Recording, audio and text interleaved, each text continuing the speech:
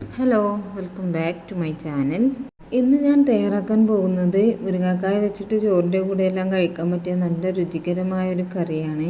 തേങ്ങ അരച്ചുണ്ടാക്കുന്ന ഈ ഒരു കറി ഉണ്ടെങ്കിൽ പിന്നെ ചോറിന് നമുക്ക് വേറെ ഒന്നും വേണ്ടി വരില്ല. വളരെ കുറഞ്ഞ സമയം കൊണ്ട് എങ്ങനെയാണ് ഇത് തയ്യാറാക്കുന്നതെന്ന് നോക്കാം. ഇതിന് നമുക്ക് പ്രധാനമായിട്ടും വേണ്ടത് മുരിങ്ങാക്കായ തന്നെയാണ്. ഞാനിവിടെ 3 മുരിങ്ങാക്കായ പുറമേയുള്ള തോലെല്ലാം കളഞ്ഞൊന്ന് നീളത്തിൽ അരിഞ്ഞെടുത്തിട്ടുണ്ട്. ഇനി അതിലേക്ക് ഒരു തക്കാളിയും 2 പച്ചമുളകും ചേർത്ത് കൊടുക്കാം.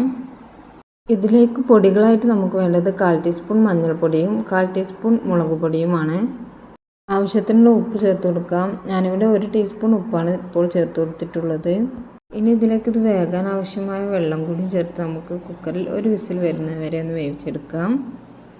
മുരിങ്ങാക്കായ പെട്ടെന്ന് വേവും, അതുകൊണ്ട് തന്നെ നിങ്ങൾക്കിത് ചട്ടിയിൽ വേണമെങ്കിലും തയ്യാറാക്കി എടുക്കാവുന്നതാണ്. ഞാനിത് പെട്ടെന്നാവാൻ വേണ്ടിയിട്ടാണ് കുക്കറിൽ ഒരു വിസിൽ വരുന്നത് വരെ വേവിച്ച് ഫ്ലെയിം ഓഫാക്കിയതിന് ശേഷം അതിൻ്റെ പ്രഷറൊന്ന് കളയണം. എങ്കിലേ നമ്മുടെ കറക്റ്റ് വേവിൽ മുരിങ്ങാക്കായ കിട്ടുകയുള്ളൂ. ഇനി കറിയിലേക്ക് ആവശ്യമായ അരപ്പ് തയ്യാറാക്കാം.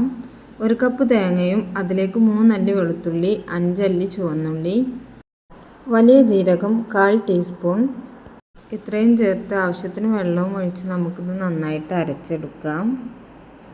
ആദ്യമായിട്ടാണ് നിങ്ങൾ ഈ ചാനൽ കാണുന്നതെങ്കിൽ ഒന്ന് സബ്സ്ക്രൈബ് ചെയ്ത് സപ്പോർട്ട് ചെയ്യണേ. വീഡിയോ നിങ്ങൾക്ക് ഇഷ്ടമാണെങ്കിൽ ലൈക്ക് ചെയ്യാനും നിങ്ങളുടെ ഫ്രണ്ട്സിനും ഫാമിലിക്കും ഒന്ന് ഷെയറും കൂടി ചെയ്ത് കൊടുക്കണം. ഇനി നമുക്ക് അരച്ചെടുത്ത തേങ്ങ കറിയിലേക്ക് ചേർത്ത് കൊടുക്കാം. എന്നിട്ട് ആവശ്യത്തിനുള്ള വെള്ളം കൂടിയും ചേർത്ത് ഇതൊന്ന് ചൂടാവാനായിട്ട് വെക്കാം. കറിയും അരപ്പും എല്ലാം ഒന്ന് ചെറുതായിട്ടൊന്ന് ചൂടായി വന്നാൽ മതി, അധികം തിളപ്പിക്കരുത്. ഈ സമയം ഉപ്പ് പാകമാണോ എന്ന് നോക്കിയിട്ട് അതിലേക്ക് ആവശ്യത്തിനുള്ള ഉപ്പ് ചേർത്ത് കൊടുത്തോളൂ. ഇപ്പോൾ കറിയെല്ലാം ആവശ്യത്തിനുള്ള ചൂടായി ആ തിള തുടങ്ങുന്ന ഒരു സമയമായപ്പോൾ നമുക്ക് ഗ്യാസ് ഓഫ് ചെയ്യാം. മുൻപ് ഞാൻ മുരിങ്ങക്കായ വെച്ചിട്ട് നല്ലൊരു മെഴുക്കുപുരട്ടിയുടെ റെസിപ്പി അപ്ലോഡ് ചെയ്തിരുന്നു. ഒരുപാട് പേർ കണ്ട് നല്ല അഭിപ്രായം പറഞ്ഞൊരു റെസിപ്പിയാണത്. അത് കാണാത്തവരുണ്ടെങ്കിൽ ഒന്ന് പോയി കണ്ട അഭിപ്രായം കമൻറ്റിലൂടെ എഴുതി അറിയിക്കണേ.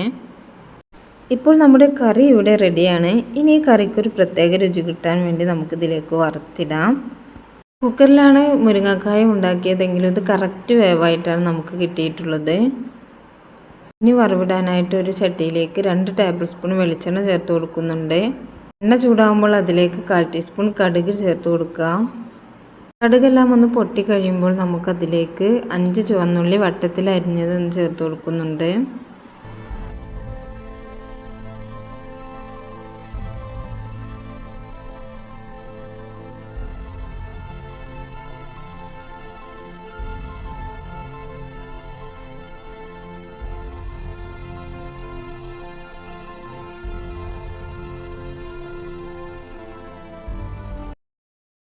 ഉള്ളിയെല്ലാം ഇപ്പോൾ ഒരു ബ്രൗൺ കളറായി വന്നിട്ടുണ്ട്. ഇനി ഇതിലേക്ക് 2 വറ്റൽമുളകൊന്ന് കട്ട് ചെയ്ത് ചേർത്ത് കൊടുക്കാം.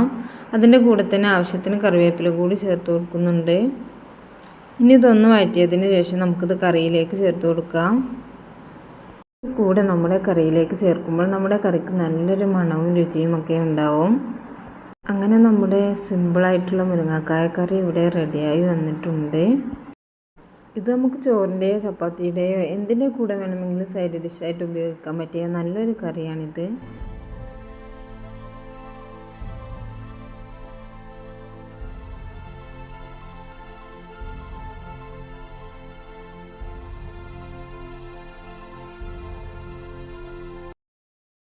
അങ്ങനെ നമ്മുടെ വളരെ സിമ്പിളായിട്ടുള്ള മുരിങ്ങാക്കായ കറി ഇവിടെ റെഡിയാണ്.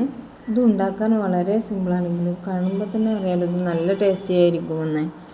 എല്ലാവരും ഇതൊന്ന് വീട്ടിൽ ട്രൈ ചെയ്ത് നോക്കണം. വീഡിയോ ഇഷ്ടപ്പെട്ടിട്ടുണ്ടെങ്കിൽ ലൈക്ക് ചെയ്യാനും ഷെയർ ചെയ്യാനും മറക്കരുത്. ഇതുപോലെയുള്ള നാടൻ റെസിപ്പികൾക്കായി ചാനൽ സബ്സ്ക്രൈബ് ചെയ്യുക. ഇനി മറ്റൊരു വീഡിയോയുമായി വീണ്ടും കാണാം. Thanks for watching.